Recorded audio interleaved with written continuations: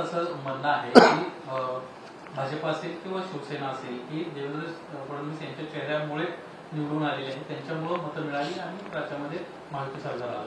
सुरेश धस साहेबांचं हे मत जरी असलं तरी महायुती म्हणून आम्ही निवडणुकीला सामोरं गेलो.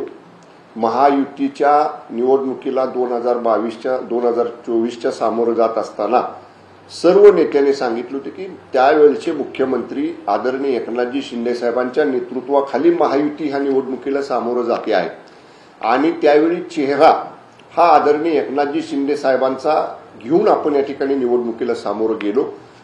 मुख्यमंत्री माझी लाडकी बहीण या योजनेच्या बाबतीत आज जरी तुम्ही महिलांना विचारलं, माझ्या मायमाऊली भगिनींना विचारलं, तर आज देखील महिला सांगतात की केवळ एकनाथ शिंदे साहेब मुख्यमंत्री होते म्हणूनच आम्हाला मुख्यमंत्री माझी लाडकी बहीण योजना मिळाली. त्यामुळे ही शेवटी कलेक्टिव्ह रिस्पॉन्सिबिलिटी आहे.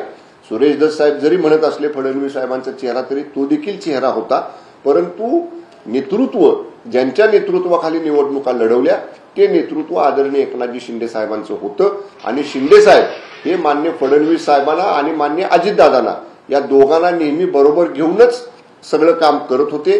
ते नेहमी शिंदे साहेब म्हणायचे मी आणि माझ्याबरोबरचे आमचे दोन्ही उपमुख्यमंत्री मिळून आम्ही हे सरकार चालवतो आहे.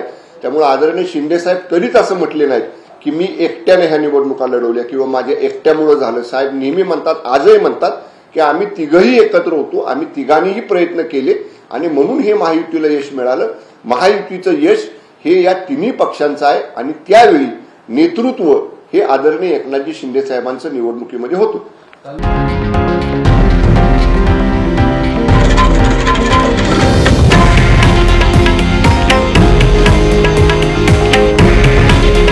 हे आहे देशातील नंबर 1 न्यूज नेटवर्क आणि आपण पाहत आहात TV9 मराठी. काळजी तुमची, हित महाराष्ट्राचं.